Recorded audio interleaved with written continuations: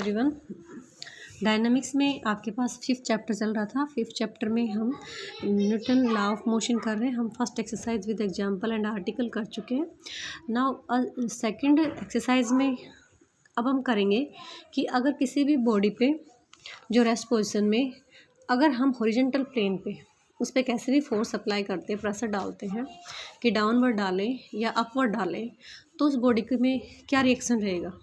ठीक है, किस टाइप से उस पर एक्सेलरेशन का फ़र्क पड़ेगा, किस टाइप से उसमें जो फोर्स है या रेडिएशन फोर्स क्रिएट होता है वो किस टाइप से होगा। कि कोई भी जो बॉडी है वो हॉरिजॉन्टल प्लेन पे आपकी रेस्ट पोजीशन में रखी हुई है, ठीक है, और अगर हम उस पर कोई वर्टिकली डाउनवर्ड या अपवर्ड अगर हम उसके ऊपर कोई भी फोर्स अप्लाई करें तो उसके का क्या रिएक्शन रहेगा। ओके, तो चलिए, pressure of a body resting on a horizontal plane moving vertically upward and downward. Pressure of a body resting on a horizontal plane moving vertically upward and downward. कि किस टाइप से क्या फ़र्क पड़ेगा। Okay, a body of mass m is place on a horizontal plane. एक body जिसका mass कितना है, m है, और m ग्राम वो हॉरिजॉन्टल प्लेन जो है, ये आप हमारे पास एक हॉरिजॉन्टल प्लेन है, इस टाइप के किसी प्लेन पे रखी हुई है, पड़ी हुई है इन रेस्ट पोजीशन में, which is moving with constant acceleration, जो कि कांस्टेंट एक्सेलरेशन के साथ मूव कर रही है। To find the pressure of m on the plane, तो उस प्लेन के ऊपर उस बॉडी मास का क्या प्रेशर पड़ेगा। ठीक है, हम ये निकालेंगे कि अगर हमारा एक्सेलरेशन जो है वो अपवर्ड डायरेक्शन में हो या डाउनवर्ड डायरेक्शन में हो, या फिर आपके पास एक्सेलरेशन जो है वो ग्रेविटी से ज़्यादा हो, तो उसके ऊपर क्या इफ़ेक्ट पड़ता है वो हम सब कुछ फाइंड आउट करेंगे। ओके, तो to find the pressure of m on the plane, तो फर्स्ट जो कंडीशन है उसमें हम पढ़ेंगे acceleration is in the upward direction, कि जब आपके एक्सेलरेशन की डायरेक्शन अपवर्ड हो। ठीक है, सेकंड पोजीशन में हम पढ़ेंगे जब acceleration is in the downward position direction, जब आपके एक्सेलरेशन की जो डायरेक्शन है वो डाउनवर्ड हो। एंड थर्ड में what happen if the downward acceleration of the plane is more than the acceleration due to gravity, कि आपका डाउनवर्ड जो एक्सेलरेशन है वो ज़्यादा हो due to acceleration of gravity. Okay, तो फर्स्ट में देखिए, फर्स्ट जो आपका है पॉइंट है, when the horizontal plane is moving vertically upward with acceleration f, जब आपका हॉरिजॉन्टल प्लेन जो है, आपका जो बॉडी है वो हॉरिजॉन्टल प्लेन पे मूव कर रही है vertically down upward with acceleration, उसके ऊपर जो एक्सेलरेशन है वो वर्टिकली अपवर्ड लग रहा है, तो क्या करेंगे। तो देखिए, ये हमारे पास कोई भी स्मूथ प्लेन है, ठीक है, ये हमारे पास क्या है, कोई बॉडी है, और ये उसके ऊपर नॉर्मल रिएक्शन है, ये हमारा अपवर्ड पोजीशन में डायरेक्शन में जो है वो एक्सेलरेशन लगा हुआ है, और ये इसका मास है m gram. Okay, a horizontal plane भी moving vertically upward with acceleration f, और इसके ऊपर एक्सेलरेशन अपवर्ड पोजीशन में लग रहा है, अपवर्ड डायरेक्शन में लग रहा है, ठीक है, f, and a body of mass m be place on this plane, और ये जो प्लेन है ये हमारा हॉरिजॉन्टल प्लेन है, इसके ऊपर ये जो बॉडी रखी है, इसका जो मास है इसका इफेक्ट इधर ही पड़ेगा। तो इसका जो वो रिजल्टेंट जैसे निकालते हम सेकेंड ईयर में निकालते थे स्टैटिक्स में, तो इसका जो रिजल्टेंट है उसका इफेक्ट तो नीचे ही पड़ेगा। तो m ग्राम है, ठीक है, इसका वेट बॉडी का, ठीक है, the mass m be place on this plane, तो then the body also move vertically upward with acceleration f, or then the body also move vertically upward with acceleration f, तो body जो है वो आपकी move करेगी upward acceleration के साथ, ठीक है, वर्टिकली अपवर्ड एक्सेलरेशन के साथ करेगी। तो हम देखिए उसके पास जो उसके ऊपर बॉडी के ऊपर जो मास है वो किस टाइप से मास लगेंगे। The force producing acceleration is mf, तो इसके ऊपर जो टोटल जो फोर्स है वो क्या लगेगा, मास मल्टीप्लाई में एक्सेलरेशन, बॉडी के ऊपर जो टोटल मास है जो आप बार बार निकालते आ रहे हो, तो मास मल्टीप्लाई में एक्सेलरेशन लगेगा। ओके, तो अब देखिए, अब और दूसरे कौन से फोर्स आपकी बॉडी के ऊपर अप्लाई हो रहे हैं वो सब निकालेंगे। तो thus the force is acting on the body are, तो और कौन से फोर्स अप्लाई हो रहे हैं आपकी बॉडी पे वो अप्लाई करेंगे। तो देखो वही फिगर मैंने इधर भी बना लिया। तो ये आपका एक्सेलरेशन अप्लाई हो रहा है, ये आपकी बॉडी है, ये इसके ऊपर रिएक्शन है, ये आर नॉर्मल रिएक्शन है जो कि हम किसी भी बॉडी के ऊपर अप्लाई करते हैं, ठीक है, होता है उसके ऊपर। तो the weight mg of the mass acting downward. अब आपको पता है वेट जो है वो कोई भी चीज़ के सहारे अगर आपने कोई वेट लटका रहा है तो ड्यू टू ग्रेविटी वो उसकी तरफ को नीचे की तरफ लाएगा। तो देखिए आपका जो वेट है वो एक तो फोर्स ये लग रहा है तो mg लग रहा है। The normal reaction R of the plane on the body acting vertically upward. और जहाँ तक आपको पता है किसी भी बॉडी पे जो हम नॉर्मल रिएक्शन अप्लाई करते हैं वो क्या होता है, वर्टिकली होता है। नॉर्मल का नाम ही वर्टिकल, नॉर्मल जो होता है वो परपेंडिकुलर फोर्स ही होता है। तो ये आपकी इसकी जो डायरेक्शन है ये अपवर्ड पोजीशन में रहेगी और वर्टिकल पोजीशन में रहेगी। तो अब देखिए रिजल्टेंट क्या है, रिजल्टेंट हम दोनों को कैसे निकालेंगे। तो एक तो आपने पहले देखा कि आपकी जो बॉडी है उसके ऊपर ना टोटल मास कितना लगा है, मतलब टोटल जो अप्लाइड फोर्स है, इम्प्रेस जो फोर्स है वो आपका क्या है, P is equal to M multiply acceleration निकालते हो ना, मास मल्टीप्लाई एक्सेलरेशन। तो वो तो आपका टोटल हमने पीछे वाले पॉइंट में डिस्कस किया, M मल्टीप्लाई F हो गया। अब दूसरा देखो, जिस टाइप से इसके ऊपर रिएक्शन लगे हुए हैं कि R भी रिएक्शन है और ये भी आपका रिएक्शन ही है, तो इसमें इसके दोनों की जो डायरेक्शन है वो क्या है, अलग अलग है। तो आप इनका रिजल्टेंट्स कैसे निकालोगे।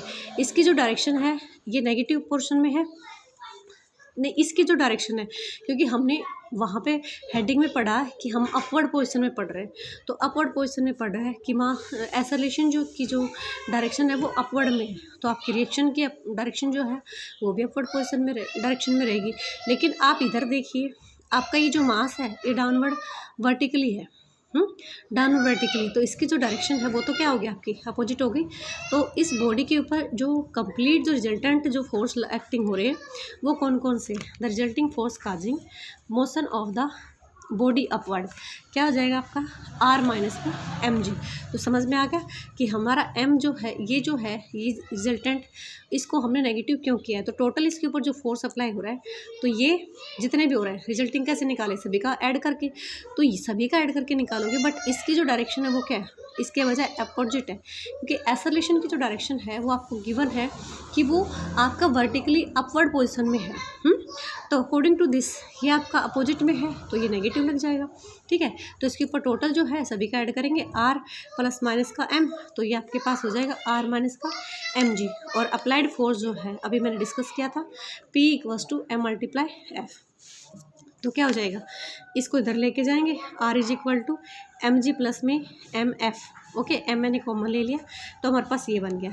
तो क्या है कि जब आपके पास क्या होगा, जब हमारे पास जो एक्सेलरेशन है वो वर्टिकली अपवर्ड पोजीशन डायरेक्शन में जब हमारा काम करेगा तो जो रिजल्टेंट है वो हम कैसे निकालेंगे, m टाइम्स ऑफ ये क्या है जी हमारा क्या है, ये हमारा mg मतलब मास दे रखा था ना, और प्लस में f हमारा एक्सेलरेशन है इनटू में m टाइम्स। तो which show that the reaction R क्या शो करता है कि रिएक्शन R जो है वो equals to m times of g plus में f है।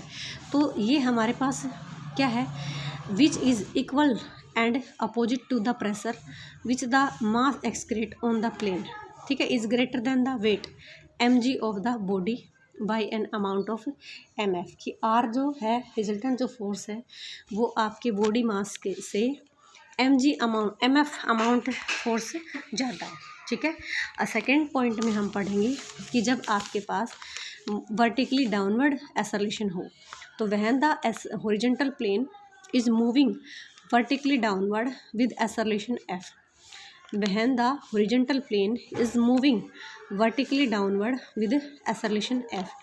तो let a horizontal plane be moving vertical downward with a acceleration f, vertical downward with a acceleration f। देखो एक्सेलरेशन f ये आपके पास हॉरिजॉन्टल प्लेन है, ये हमारी बॉडी है और ये इसका मास है m ग्राम, ठीक है।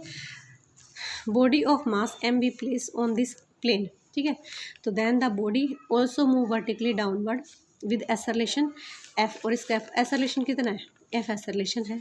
In this case the resultant force causing resultant जो फोर्स है वो causing motion of the body.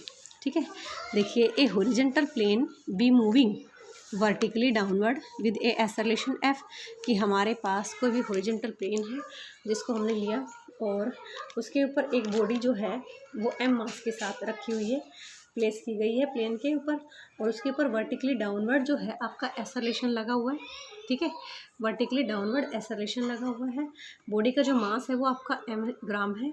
ठीक है, तो अब देखिए इन this case the resultant force of the body वो किस टाइप से आपके पास डाउनवर्ड काम करेगा। तो अब ये देखिए नॉर्मल जो रिएक्शन है वो नॉर्मल रिएक्शन तो इसकी तो डायरेक्शन यही होगी ना। तो इसके ऊपर देखिए आपका फोर्स कौन सा लग रहा है, तो इसके ऊपर जो रिजल्टिंग फोर्स है वो आपके पास क्या होगा, ये प्लस में ये, लेकिन इसकी डायरेक्शन क्या है, उल्टी, क्योंकि अब की बार हम डिस्कस कर रहे हैं कि आपका एसरलेशन जो है वो इन डाउनवर्ड पोजीशन में हो। तो एसरलेशन आपका इन डाउनवर्ड पोजीशन में होगा तो आपके नॉर्मल रिएक्शन की जो डायरेक्शन है वो अपोजिट है।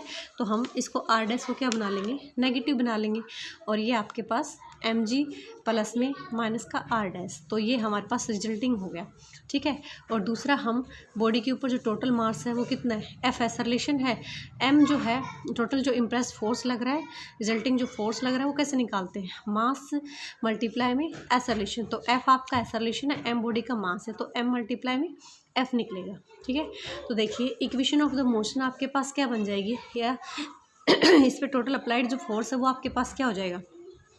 तो देखिए डाउनवर्ड जो फोर्स लगा हो एम जी माइनस में आर डैश, वेयर आपने जो आर डैश है वो नॉर्मल रिएक्शन लिया है प्लेन के ऊपर। ठीक है, तो इक्वेशन ऑफ मोशन ये बात आपको समझ में आ गई ना कि M G minus R dash हमने कैसे निकाला है, क्योंकि अब की बार जो आपका एसरलेशन है वो आपका डाउनवर्ड पोजीशन में लग रहा है। तो डाउनवर्ड जब पोजीशन में लगेगा तो लेकिन नॉर्मल रिएक्शन की डायरेक्शन तो क्या रहेगी, अपवर्ड रहेगी।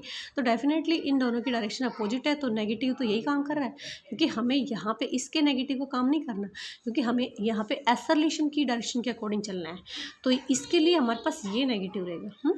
तो हमने आर डैश निकाला और आपके पास एम जी, ये देखिए ये मैंने इधर ले लिया और ये मेरा मैं इधर लेके जाऊँगी तो माइनस का एम एफ ओके प्लस में एम जी, तो मैंने एम कॉमन ले लिया तो जी माइनस में एफ हो गया। तो in this case reaction R dash जो है वो less than weight of the body है।